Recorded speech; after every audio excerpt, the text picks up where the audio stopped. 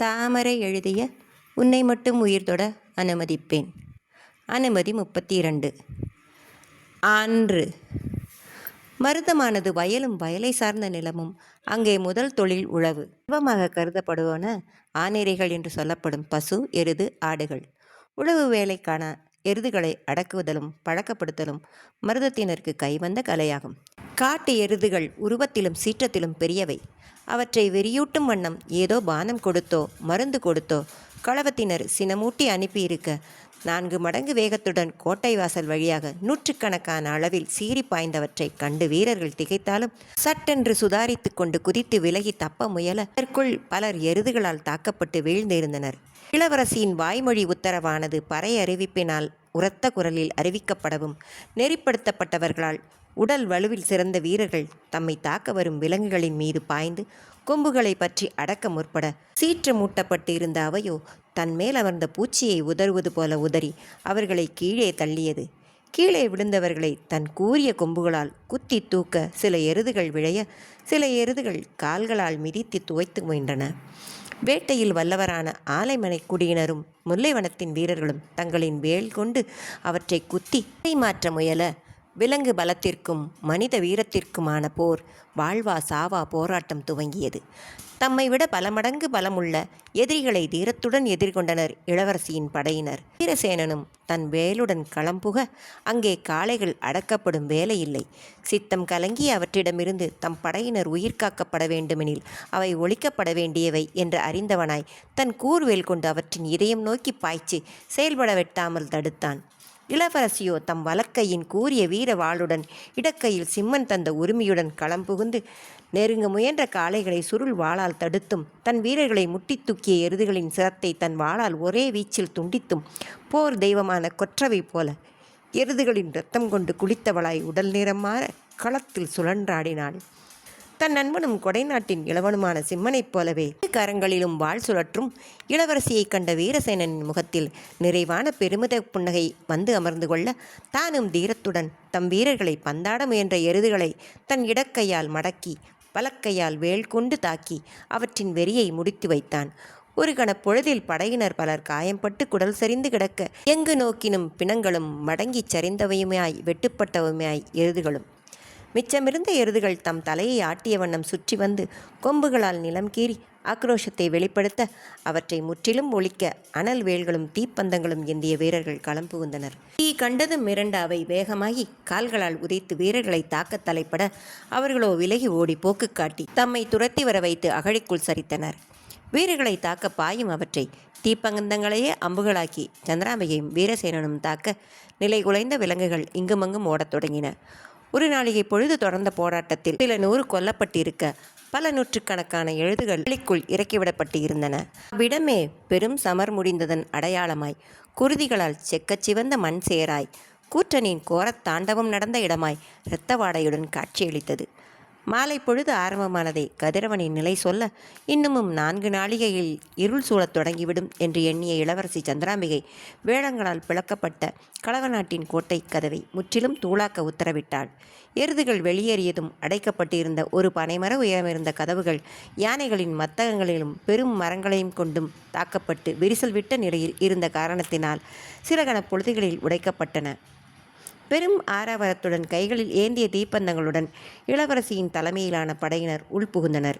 களவத்தின் ஆண்களும் பெண்களும் கூட ஆயுதமேந்தி தாக்குவதற்கு தயாராக நிற்க தன் வெண்புறவியின் மீதேறி தனது சேனை நாயக்கர்கள் மற்றும் ஆசான் வீரவேளசேனன் பின்தொடர கோட்டையின் உள்ளே காற்றின் வேகத்தில் வந்த இளவரசி சந்திரவதனாம்பிகையின் விழிகள் கூட்டமாயிருந்த களவத்தினரின் நடுவே பணைய கைதிகளாய் மரம் வெட்டும் ஆயுதம் போன்ற தோற்றத்தில் ஆனால் அதைவிட 3 மடங்கு பெரிதாயிருந்த ஒரு வகையான ஆயுதங்கள் தாங்கிய 2 களவத்தினர் நடுவே கை கால்கள் விலங்கடப்பட்ட நிலையில் குருதியால் நனைந்து திரிகளாய் கிழிக்கப்பட்ட அரைகுறை ஆடையில் மானை மறைக்க கூனி குறுகி அமர்ந்திருந்த மருதத்தின் பெண்கள் பட்டது மனம் பதைபதைக்க புறவியை நிறுத்தியவள் தன் இடுப்பில் இருந்த கொம்பையை எடுத்து ஊதி அனைவரையும் நிற்கச் சொல்லும் எச்சரிக்கை ஒலி எழுப்பினாள்.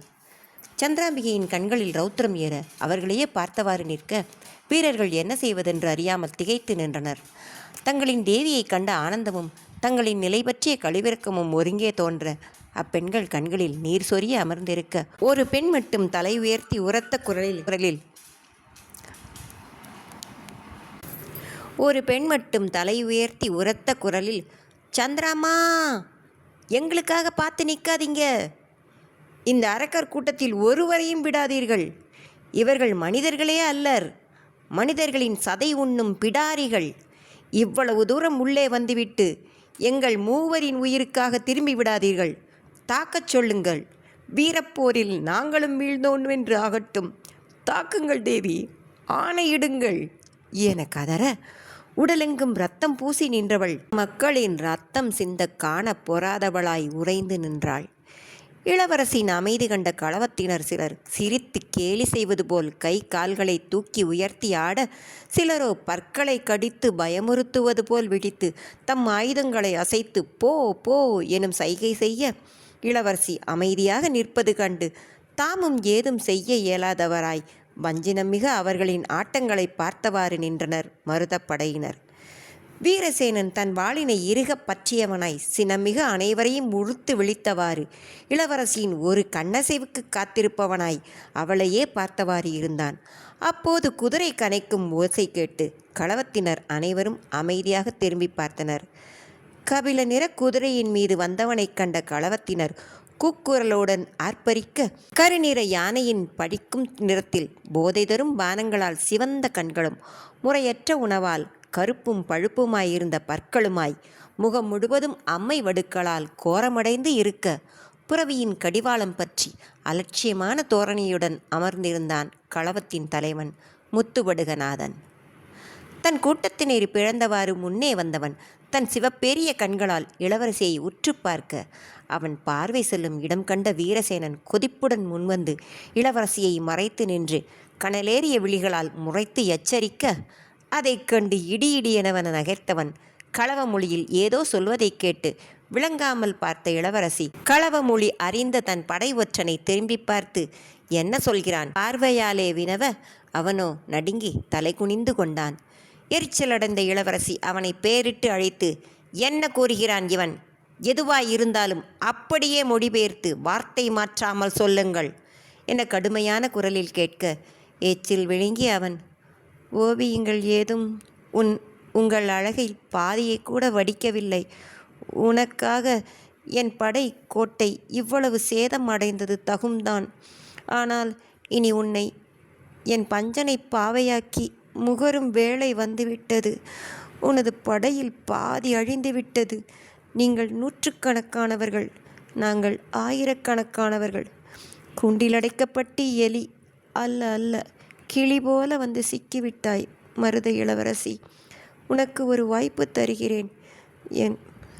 என் பள்ளி அறைக்கு நீயாகவே வந்துவிட்டால் உனது படையினரை விட்டு விடுகிறேன். இல்லையென்றால் ஒருவன் கூட பிழைக்க மாட்டான். அவரின் பிணங்களின் மேல் நமக்கான பஞ்சனை மெத்தை இடுகிறேன் என்கிறான் தேவி என தகாத வார்த்தைகளை தம் வாயிலிருந்து சொல்ல வைத்த விதியை நொந்தபடி நடுங்கிய குரலில் சொல்ல, சினத்தின் உச்சமடைந்தான் வீரசேனன். அவனை நாவை அறுத்து எறிகிறேன் என கர்ச்சிக்க, வயதால் பண்பட்டு இருந்த மருதநாயகமும் கொண்டல் வண்ணனும் தம் வாளின் பிடியை இறுக்கி தம்மை கட்டுப்படுத்தியவராய் நின்றனர். ஆனால் சூழ இருந்த மருத மற்றும் கொடையின் இளவல் படையினரோ கொந்தளித்து, கொல்வோம் அவனை, கொண்ட துண்டமாக்குவோம் அவனை என கூக்குரலிட, தனது வீர வாளியிலிருந்து கையை உயர்த்தி அவர்களை அடக்கியவள் முத்துவடுகனின் முகம் பார்த்து ஏளன நகை சிந்தி, கோளை போல் ஒன்றுமறியாத விலங்குகளையும் அப்பாவி பெண்களையும் கேடயமாக பயன்படுத்தும் நீ, பேடி போல மறைந்து மறைந்து தாக்கும் நீ, பஞ்சு மெத்தை இடப்போகிறாயா? இப்போரின் முடிவில் தெரியும். நீ இடப்போவது பஞ்சு மெத்தையா, உனக்கான சிதைக்கான விறகு மெத்தையா என நெடுநேரம் பேசாமல் வா, நேருக்கு நேர் மோதலாம். உன் முடிவு என் கையில். நான் கிளி அல்லடா, வேங்கை, ரத்தம் குடிக்கும் வேங்கை. உனக்கு துணிவிருந்தால் உன் ஆயுதமேந்தி களத்தில் இறங்கு. நான் யாரென்று உனக்கு புரிய வைக்கிறேன் என்றவள் திரும்பி தன் ஒற்றனை பார்க்க, அவன் வார்த்தை மாறாமல் அதை மொழிபெயர்த்ததும் என்ற உருமிய முத்துவடுகநாதன் தனது பட்டையான கதிரருவாள் போல வளைந்து பெரிதாக இருந்த ஆயுதத்தை எடுத்துக்கொண்டு கீழே குதித்தான். இளவரசியின் வாளை விட 4 மடங்கு அகலத்திலும் உயரத்திலும் பெரிதாக இருந்த அதைக் கண்டு மருதப்படையினர் அனைவரும் கூச்சலிட, துளியும் கலங்காதவளாய் தன் மெல்லிய நீண்ட வாளை உயர்த்தி பிடித்தவாறு குதித்து இறங்கினாள் இளவரசி சந்திராம்பிகை. வீரசேனன் தன் வேலுடன் வேகமாக புரவி விட்டு இறங்குவதைக் கண்டவள் அவனின் கண்களை உற்று நோக்கி விழிகளை சுழற்றி ஏதோ கட்டளையிடவும், பெருமூச்சுடன் முகம் இறுக நின்றவன் விழிமூடி திறந்து தன் சம்மதத்தை தெரிவித்தான். இளவரசியின் அழகிய தேகத்தை வேட்கையுடன் பார்த்த முத்துவடுகனின் கண்கள் அவளின் மெல்லிய வாளை கண்டதும் நகைத்தவாறே கருத்த உதடுகளை விரித்து இழித்தவாறு அருகில் வந்தவன் அவளின் வாள் குறிவைத்து தனது ஆயுதத்தை வீசினான். மிகுந்த அலட்சியமாக அவன் வீசியதை தன் உறுதியான வாள் மற்றும் கரங்களின் பலத்தால் தடுத்தவள் தன் கையை ஒரு சுழற்ற அவனின் ஆயுதம் 2 துண்டுகளாகி கீழே வீழ்ந்தது. அது கண்ட களவத்தினர் வியப்பு ஒலி எழுப்பியபடி அவர்களின் மொழியில் ஏதோ கத்தினர். அவர்களின் முகத்தில் மின்னிய வெறியும் உடல் மொழியும் அவளை தாக்கு கொல் என்பதாய் மருதத்திற்கு தோன்ற, தமது ஆயுதங்களை இறுக பற்றியபடி தம் தலைவர் எவரேனும் ஆணையிட்டால் முன்னேறி அவர்களின் கழுத்தை அறுக்க துடித்தவர்களாய் தோளும் கரங்களும் துடிக்க நின்றனர். இவ்வளவு கடினமான தனது ஆயுதத்தை மெல்லிய வாள் 2 துண்டாக்கியதை நம்ப இயலாதவனாய் முத்துவடுகநாதன் இளவரசியினை உற்று பார்க்க, அவளின் வாளானது தனிப்பட்ட நிறத்தில் மஞ்சளாய் ஒளிர்வதைக் கண்டு வியப்படைந்தான். ஏதோ இரும்பினும் கடினமான உலோகத்தால் செய்யப்பட்டிருக்க வேண்டும் என்று தெளிந்தவன் அவளின் மெல்லிய கரங்களின் வலுவை புரிந்தவனாய் வியப்படைந்தாலும் அவளின் அடுத்த வீச்சிலிருந்து தன்னை காத்து கொண்டு சுழன்று திரும்பி ஓடியவன் தனது ஆளின் கையில் இருந்த கனத்த உருண்டை தடியில் இரும்பு முட்கள் பதிக்கப்பட்ட ஆயுதத்தை பறித்து எடுத்து ஓடி வந்து இளவரசியின் மீது தாக்கத் தலைப்பட்டான். சிறிய மரம் போல் தடித்திருந்த அந்த ஆயுதத்தையும் வாளினால் தடுத்தவள் இடக்கையால் தன் இடையில் சொருகியிருந்த சிம்மன் தந்த சுருள்வாள் எனப்படும் உரிமையை எடுத்துச் சொடுக்க, அது முத்துவடிகனின் உடலை பதம் பார்த்து குருதி வெளிவரச் செய்தது. வெகுண்டவனாய் தன் இடக்கையால் அவளின் வலக்கர மணிக்கட்டை பற்றவர தடுத்திருந்த வாளுடன் சுழன்ற அவன் கரம் தன் மேல் படாமல் தள்ளிச் சென்றவள் மற்றொரு சுழற்றலில் அவனின் அந்த உருட்டு ஆயுதத்தை சுற்றி அதை தாங்கியிருந்த முத்துவடுகனின் கரத்தை தாக்க அந்த ஆயுதம் தெறித்து கீழே விழுந்தது. அதை கண்டு இளவரசியின் படையினர் வெற்றி ஆரவாரம் செய்ய, களவத்தினர் கொந்தளித்து தம் தலைவனுக்கு ஊக்கமூட்டும் ஒலி எழுப்பியபடி நெருங்கி வர தலைப்படுவது கண்ட மருதத்தினர் நகர்ந்து சரசரவென தம் ஆயுதங்கள் கொண்டு அவர்களை நெருங்கா வண்ணம் தடுத்து அரணிட்டு நின்றனர். இந்த கலயபரத்தில் வீரசேனன் கூட்டத்திற்குள் புகுந்து மண்டியிட்டு இருந்த மருதத்தின் பெண்டீரை நெருங்கி கவனத்தை போரில் வைத்தவாறு இருந்த 2 களவத்தினரை தன் 2 கை விரல்களால் குரல் வளையை தாக்கி குரல் வெளிவராமல் நிறுத்தி மக்களை தாக்குதலில் அசைய வெட்டாமல் செய்து கீழே தள்ளியவன் சுற்றி பார்த்தவாறே அமர்ந்த நிலையிலிருந்த பெண்டீர் தவழ்ந்த நிலையில் நகரப்பணித்து அப்பெண்டீரை அருகில் தெரிந்த சிறு வீட்டிற்குள் தள்ளி பூட்டினான். மருதத்தினரின் குதூகலமான ஆரவாரம் கேட்டு வெறிகொண்டவனாய் முத்துவடுகன் தன் சிறு யானை ஒத்த உடலை அசைத்து 2 தும்பிக்கை போன்ற கரங்களால் இளவரசியை வளைத்து பற்ற முயல, அவளின் இடது கையில் சுழன்ற சுருள்வாளானது அவனை நெருங்கவே விடாமல் செய்தபடி அவனின் தடித்த உடலை பதம் பார்க்க, வலது கையின் வீரவாள் தன் மார்பை குறிவைத்து வருவதைக் கண்டவன் சடாரென்று சாய்ந்து கீழே உருண்டு தன்னை காத்து கொண்டு கையில் கிடைத்த மணலை இளவரசியின் முகம் நோக்கி அடித்துவிட்டு அவர்களின் மொழியில் அலற, சூழ்ந்திருந்த மொத்த கூட்டமும் ஏதோ கத்தியபடி தம் ஆயுதங்களுடன் இளவரசியை நோக்கி முன்னேறி வருவது கண்ட வீரசேனன் தன் வாளை உயர்த்தி தாக்குங்கள் என ஆணையிட, இவ்வளவு நேரமாக அந்த ஒற்றை வார்த்தைக்காக காத்திருந்த படையினர் ஆக்ரோஷமாய் திரும்பி களவத்தினரை தாக்கத் தொடங்கினர்.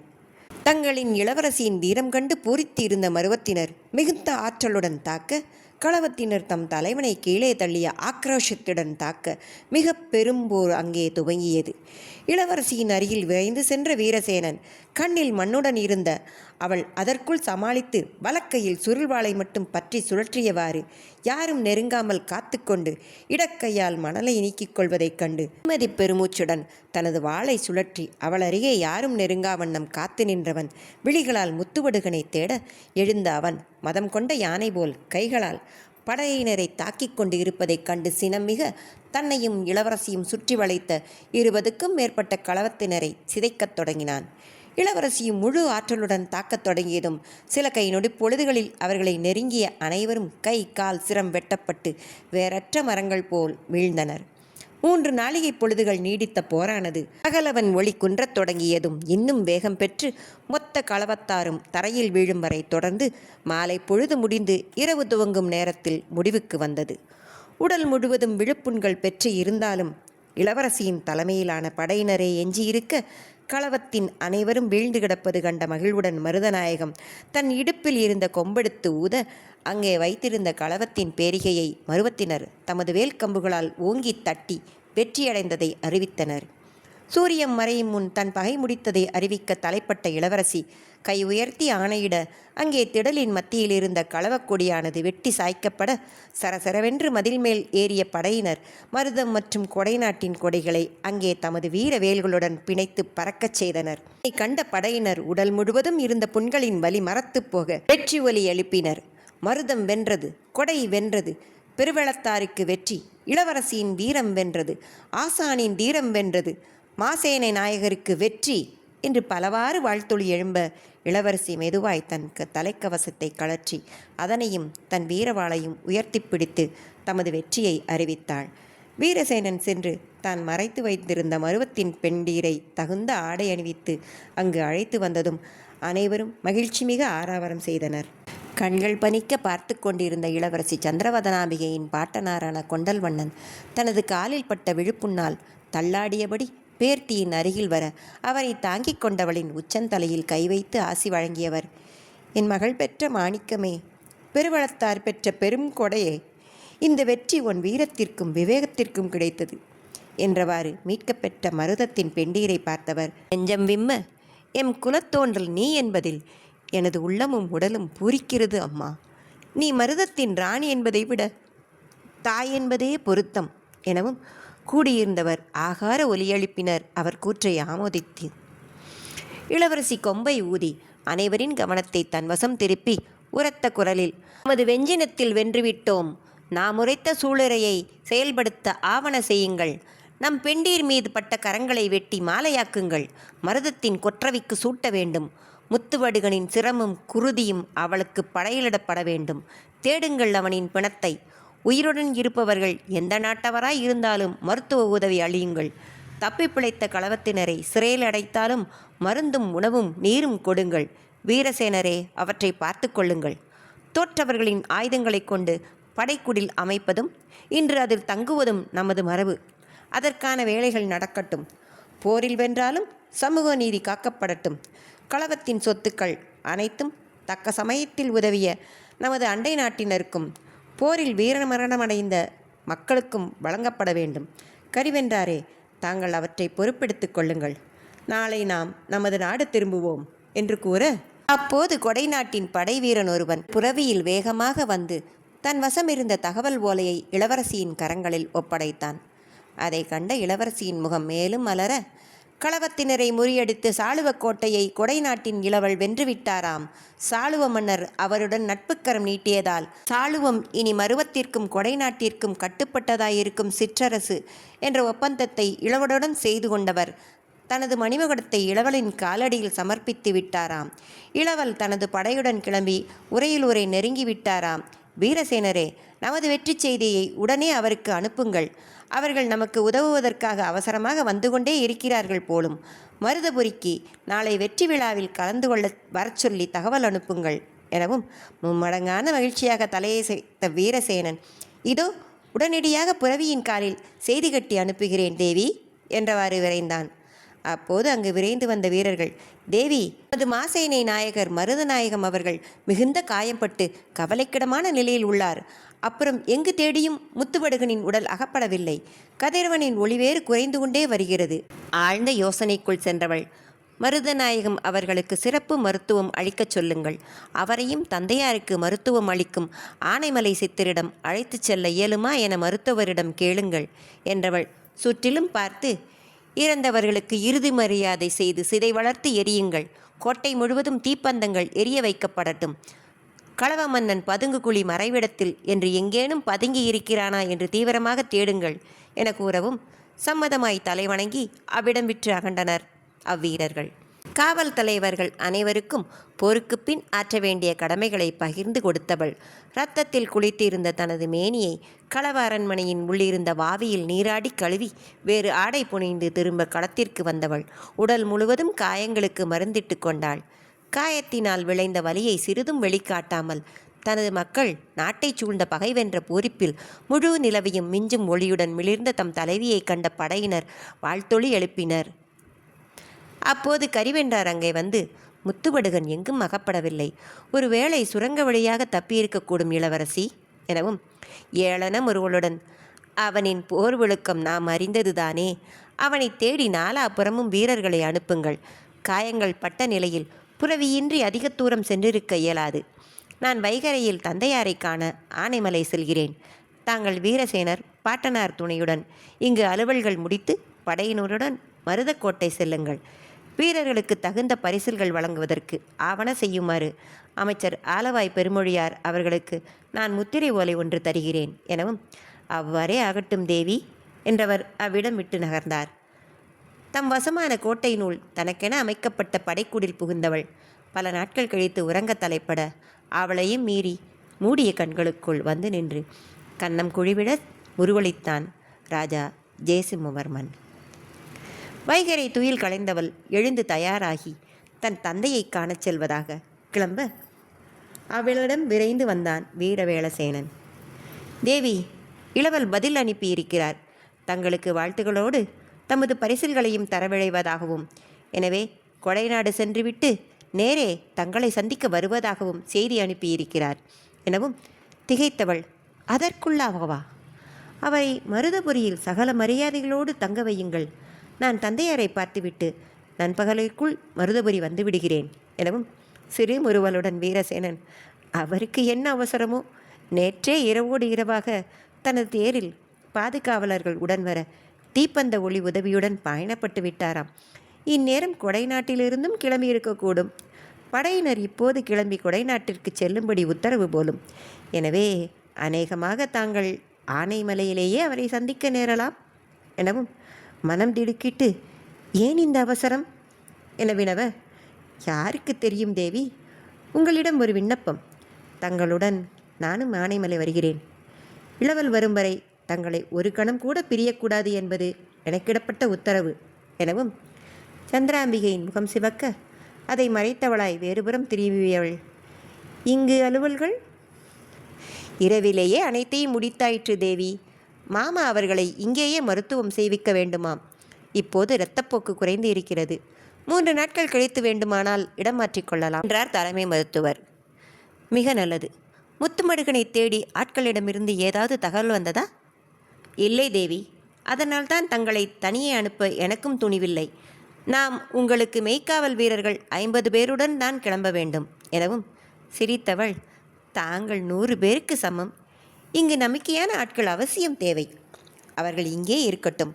நம் அலுவல்களை ஒழுங்குபடுத்திவிட்டு நண்பகல் துவங்கும் முன் கிளம்பிவிடுவோம் வீரசேனரே எனவும் அங்கே மின்னல் விரைவுடன் வேலைகள் நடந்தன. மொத்த களவ நாட்டையும் தமது மேற்பார்வையின் கீழ் கொண்டு வர, மருதத்தின் ஆளுகைக்குள் கொண்டு வர தேவையானவற்றை செய்தாள் இளவரசி. நண்பகலில் கிளம்பியவர்கள் புறவியில் பயணித்து ஆனைமலையினை நோக்கிச் செல்ல, அதன் அடிவாரத்தில் பேசியவாறு நின்று கொண்டிருந்த இருவர் இவர்களை கண்டதும் திரும்பி வணங்கினர்.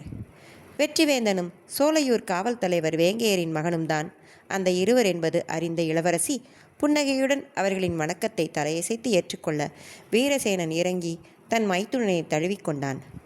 அரசரை பார்க்க வந்ததாகவும், மருதநாயகம் அவர்களையும் களவக்கோட்டையிலிருந்து இங்கேயே அழைத்து வர எண்ணியிருப்பதாகவும் கனிச்சித்தரிடம் அனுமதி கேட்க வந்ததாக வெற்றி கூற, வேங்கையரின் மகனோ கொடைநாட்டின் இளவல் வருவதாக தகவல் வந்ததாகவும் அவரை விருந்துக்கு அழைக்கச் செல்ல காத்து இருப்பதாகவும் கூற, இளவரசியின் மனம் படபடக்கத் தொடங்கியது.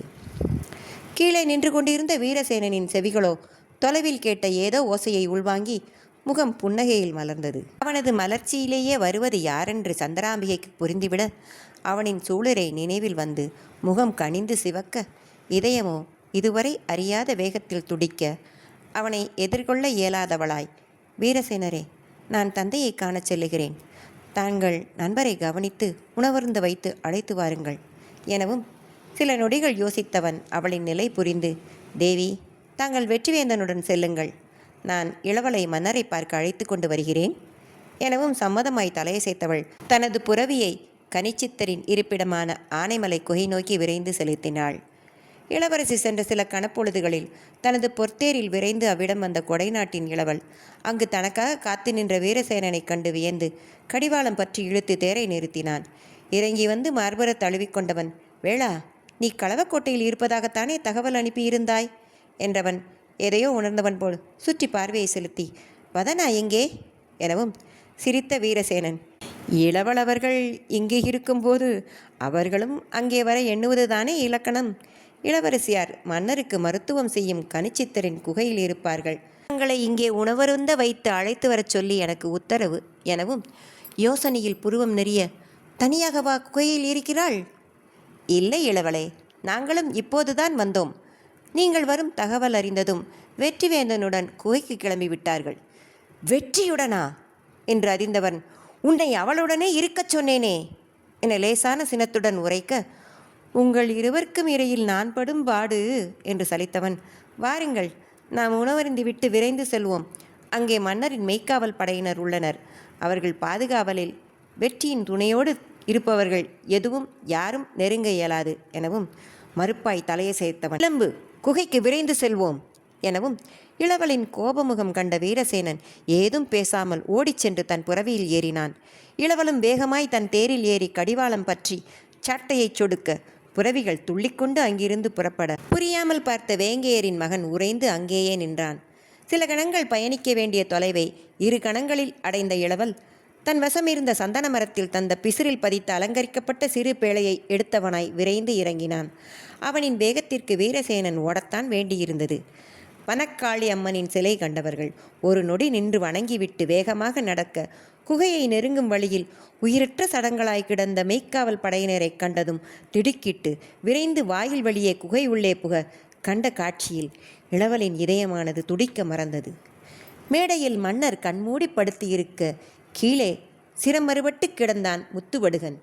அவனின் குருதி தேய்ந்த வாளுடன் மன்னர் இந்த மேடை அருகே விழிமூடி சாய்ந்து இருந்த இளவரசியை கண்டவன் விரைந்து அருகில் செல்ல, அவளின் வயிற்றிலிருந்து மார்பிலிருந்து வழிந்த குருதியானது அவள் அருகில் தேங்கிக் கிடப்பது கண்டு அதிர்ந்து தன் கரத்தில் இருந்த பேழையை கீழே போட்டவன், வதனா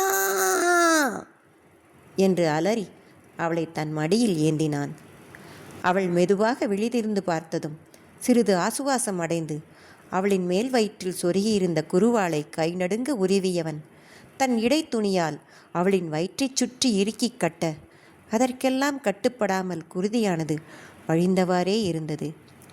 வீரசேனன் அந்த வாளின் அமைப்பை கண்டு அதிர்ந்து உற்று பார்க்க, இளவரசி அவனின் கண்களை உற்று நோக்கி மறுப்பாய் தலையசைத்து, மருதநாயத்திற்காக என மெலிதாய் வாயசைத்தவள் ஒற்றை விரலை வாயில் வைத்து சொல்லாதே என்பது போல் சைகை செய்ய, வெற்றி வேந்தா, குடிகெடுத்து விட்டாயே என மனதிற்குள் ஓலமிட்டு சினமிக எழுந்தான் வீரசேனன். தன்னவளின் குருதியை நிறுத்தும் முயற்சியில் இருந்த சிம்மன் கண்ணில் நீர் வழிய, என்ன இது, ஏனடி இவ்வளவு நாட்களும் என்னை கொல்லாமல் கொன்றாய், இப்போது மொத்த உயிரையும் உருவி விட்டாயே. வேடா, நான் வரும் வரை இவளுடனே இரு என்று சொல்லியிருந்தேனே. சில கணங்கள் நாம் விலகியதால் வந்த நிலை கண்டாயா? அவர் யாரோ மருத்துவராமே, கனிச்சித்தராமே, அவரை உடனே அழைத்து வா எனவும் விரைந்து நகரப்போனவனை கையசைத்து தடுத்தவள் மூச்சுவிட திணறியபடி முத்துவடுகனை கை காட்டி, கொன்றுவிட்டான் என்றவள் தன்னை மடிதாங்கி இருந்த சிம்மனின் கண்ணீர் முகத்தில் பட்டதும் விழி உயர்த்தி பார்த்து கலங்கி கையை மெதுவாய் உயர்த்தி அவனின் கண்ணீரை துடைத்தாள்.